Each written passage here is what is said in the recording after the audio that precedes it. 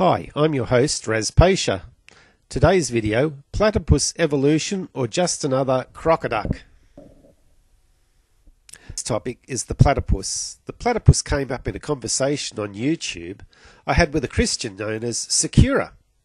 Unfortunately, I no longer have the direct quote of what she said, but it came up in the context of, "Hey Mr. Believer in Evolution, what do you make of the platypus?"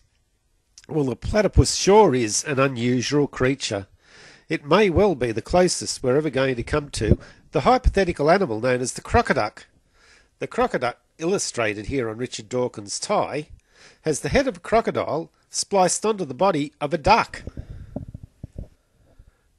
The platypus has the bill of a duck on a body plan similar to that of a lizard. Externally, the main difference is that it's covered in hair. It's included in the mammal family, yet it lays eggs. And as sure as eggs, it's one unusual creature. So I guess a reasonable question to ask is, where does it fit into the morphological tree of evolution? For the morphology, we need to look at its skeleton. First, only the young have teeth, molars like us. There is a single hole in each side of the skull just behind the eye socket. This hole is for the jaw muscle, so we can identify the platypus as a synapsid. Its legs are attached at the side of the body rather than underneath. Now we need to consider early synapsids. One of the earliest synapsids was Dimetrodon, a sail-backed lizard. It is believed to have been cold-blooded.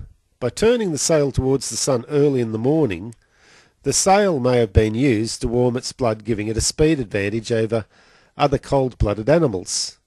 Dimetrodon first appeared in the fossil record about 280 million years ago. That's about 60 million years prior to the dinosaur era. When we look at the skeleton of Dimetrodon, we can see the single hole for the jaw muscle just behind its eye socket, making it a synapsid. It has a large tail and its legs attach at the side rather than underneath. These features it shares with the platypus. Whilst the adult platypus does not have teeth, its young do, hinting that the platypus evolved from an animal with teeth. Both Dimetrodon and the platypus lay eggs. Now comes the reason why I selected Dimetrodon rather than other early synapsids. Dimetrodon has differentiated teeth, sharp teeth, and shearing teeth, unlike other reptiles. We have canines and molars. With Dimetrodon, we are looking at a species that is either on or very close to a direct line to us.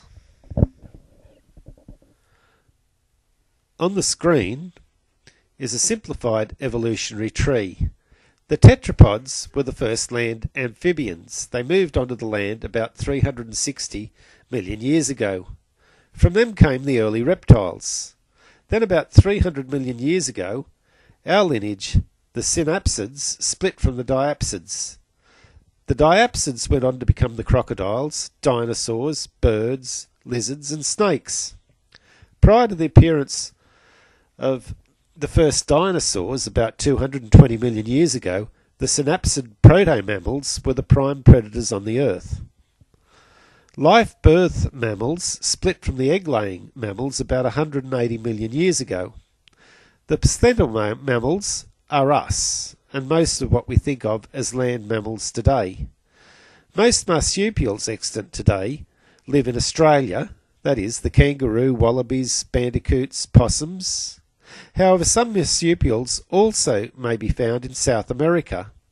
That is because 180 million years ago, Australia was connected to South America in the continent known as Gondwana land.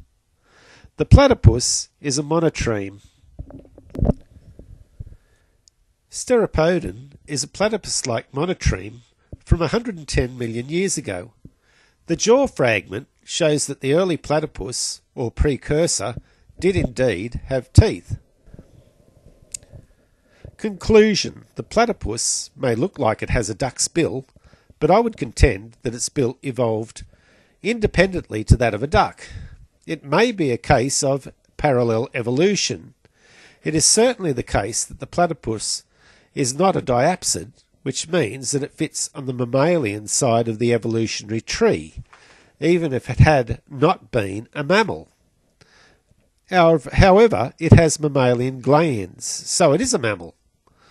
The platypus has retained a number of features that would be considered reptilian. We should not be surprised that a mammal may retain reptilian traits, since lots of reptiles are extant today. A lot of the reptile features have proven themselves to be successful. The platypus, whilst unique, fits well in the mammalian clade. The explanation of the platypus I've used in this video is not identical to the explanation that I used in text comments originally with Secura. However, it certainly is the same sort of explanation. Secura responded to my original explanation with the following question. Now, if a unicorn was discovered somewhere in the deep forests, would you be prepared to use the same sort of argument in order to explain its existence? Well, if it was found, it would exist, so no explanation is required. It's a big ask to find a mythical creature.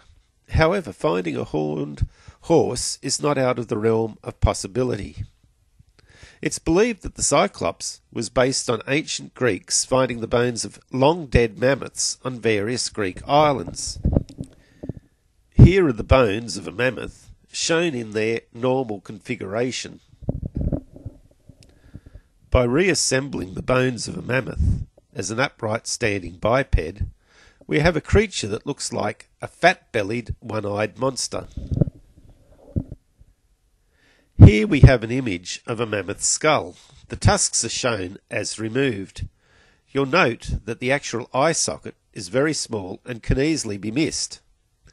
The large hole above the jaw is for the jaw muscle, which indicates that the mammoth is indeed a synapsid, just like Dimetrodon, the platypus, and us. The hole where the trunk meets the skull is much larger than the actual eye sockets themselves. We can easily imagine this animal as having only one large eye in the centre of its skull, making it a Cyclops. The animal having such a large belly lent itself to stories about eating shipwrecked sailors alive, so mythical creatures can have a basis in reality.